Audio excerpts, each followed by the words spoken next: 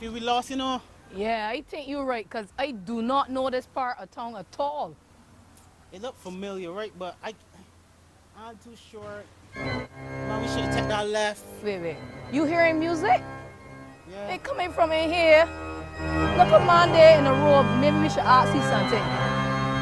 Why music coming from a supermarket? I don't know, but that man there standing up. Maybe he's a judge or something. Let me just go and say something to you.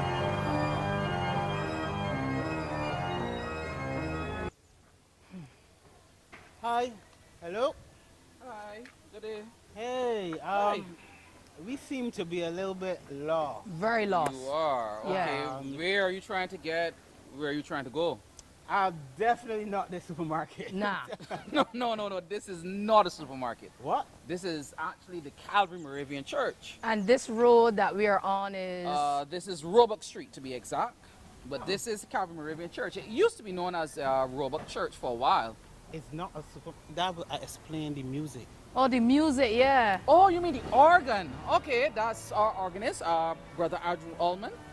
In fact, that organ is 125 years old. Believe it or not. No way. No, seriously, No. seriously. I can actually go and show you at 125 years old.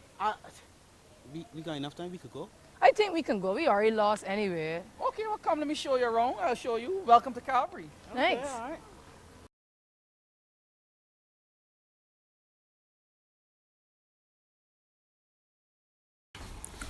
What then is Calvary Moravian Church? To understand better the story of Calvary, we first look at the work of the Moravians who successfully pioneered missionary work in Antigua and the Danish islands. Encouraged by this, the Moravian Missions Board in Herrnhut, Germany, appointed John Wood and Andrew Ritzmanberger to begin missionary work in Barbados. They arrived on the island on September 6, 1765, and immediately set about their task. Despite their good intentions, the first Moravian missionary effort in Barbados was nearly doomed to failure as Brother Ritzmanberger died of fever on just 39 days later on October 15th.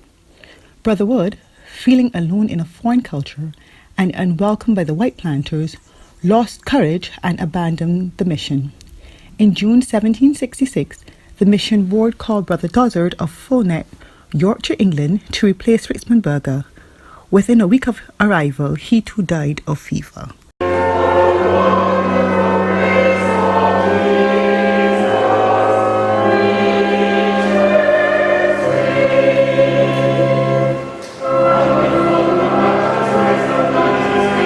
Guys, so this is what's called God's Acre. This is where we as Moravians have our burial ground. And in the burial ground, you have missionaries, persons who have died. And some of the missionaries are actually buried here in Barbados, even at Old Bunkers Hill up Sharon. So wait, you are trying to tell me that the work of the missionaries here in Barbados started with 2 deaths and a resignation? Yeah, I certainly wasn't going to be the fourth. I could tell you that. But yeah, you know what? Yeah, it did start like that. But let me tell you something. As soon as one missionary died, more missionaries kept coming because they were so passionate, so energized about the work. You remember that ad that they had with the bunny, with the drum? Oh, yeah, the Energizer Energizer bunny. bunny. Yeah, just Yeah. keep going and going and going. In May 1767, Benjamin Brookshaw, superintendent of the Brethren at Bedford, England, arrived determined to succeed in his quest to introduce Christianity to the slaves. On his arrival, Brookshaw was warned that the planters would not approve of the missionary work among the Negroes. Brookshaw nevertheless stuck to this task. The work and determination of the early missionaries resulted in the establishment of the first 2 congregations, Sharon and Mount Tabor. In August 1832, the Moravians were invited to establish a mission in Bridgetown. There were 2 main reasons for this. First, many members of Sharon were now living in the city, and secondly, in a town with a population of more than 25,000 people, very few of them were connected to any church at all. The missionaries got permission to establish a settlement in March 1834 and rented a room in which to hold services. After an arduous search, they were able to secure a suitable piece of 20,471 square feet in Robert Street in September 30th for £200, which was funded by 1831 hurricane relief donations. But why Robert Street though, man? Like, what's so special about this place? Well, Roebuck Street actually got its name from Roebuck Tavern and the small shops called huts, the shops that were in and around it, as well as the level of commercial activity that was happening up and down the street.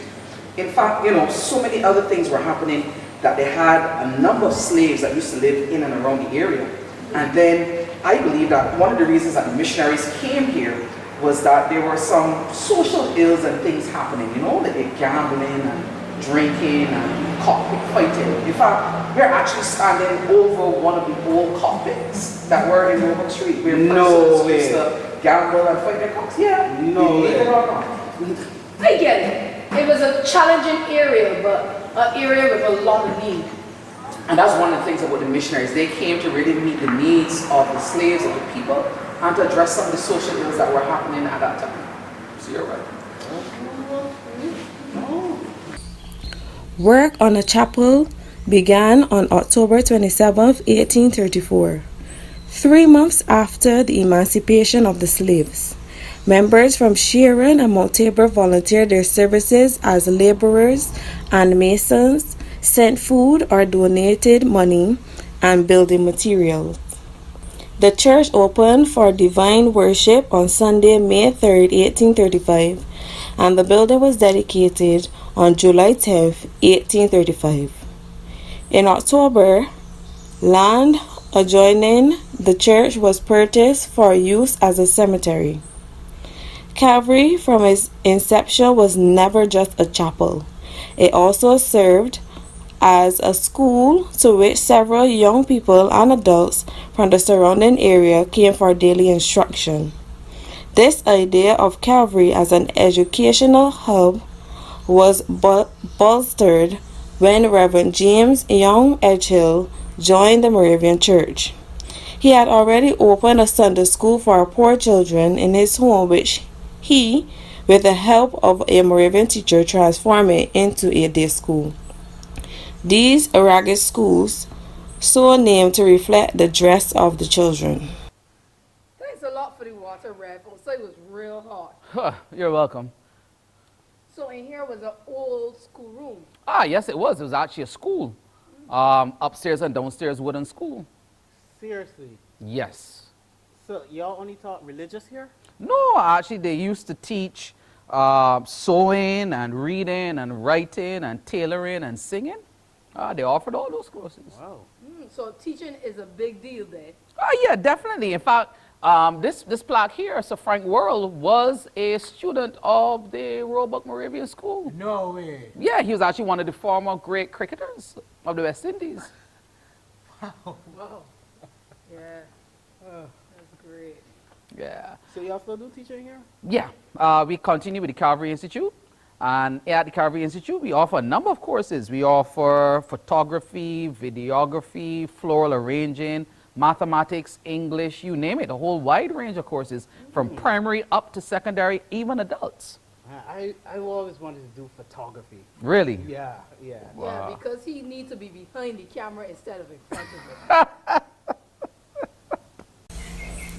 In June 1854, the island was hit by a dangerous disease, Asiatic cholera. Cholera, a waterborne disease whose main symptoms are diarrhea and dehydration, is more easily spread in unsanitary conditions.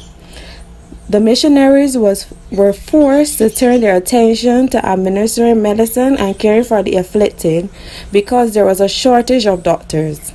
At times, they had to bury over 300 people daily. The death toll at the Robert Street Church alone was 109. In all, more than 29,000 people in Barbados died as a result of that 1854 outbreak of cholera. That's awful. Really tragic, actually. The Moravians were then forced to expand their educational pursuits, help look at schools, dormitories, anything to help all those orphan children that were left on the island. So they fed, cared for, and nursed those people. Yep. I bet you guys don't even do that now. Actually, we do, you know. Since 1996, we've been offering a feeding program, that feeds between 50 and 70 persons every Tuesday and Thursday. A hot meal. In addition to that, we also look to provide clothing and toiletries if they so need it. Wow, Tuesday or Thursday. Yep, Tuesday and Thursday. Too bad it's Wednesday though. Well, you would have helped, huh? I would have helped. Okay, good, good. But honestly, it's good that this church and yourself and all your staff do so much for the community that's in. Yeah, we basically live by this motto that we are a church in the city, of the city, and for the city. Good. Yeah, nice. The building you now sit in is actually the third one. The first 1834 chapel was converted to a mission house after it could not accommodate the congregation, and a larger chapel, started in October 1835, was completed and consecrated in July 1836. After almost 60 years, that building was demolished in August 1894, and the material used for a small wooden church building at Watts Tenantry named Full Neck. The new building, along with a new organ, bell and seats, were dedicated on December 13, 1894. Right, guys, so here is the rededication plaque that was done in 1996. In fact, on Sunday, May 5th, we're going to be celebrating our 185th anniversary. Wow, yeah, and as you can see here, in 1894, this building was the third which one was erected. So we have a lot to give God thanks and praise for, and that really is the story of Calvary. Wow, that was amazing. I feel like I should give you a donation or something. Of course, we accept donations all year round in every form, every of course. person. Of course. Well, at least I think I'm going to come to that 185th service. That sounds like it's going to be good. Yeah, it is going to be good. And definitely you're going to have some cake, right? Of course, got you covered. All right. I'm coming then. I'll be there. All right.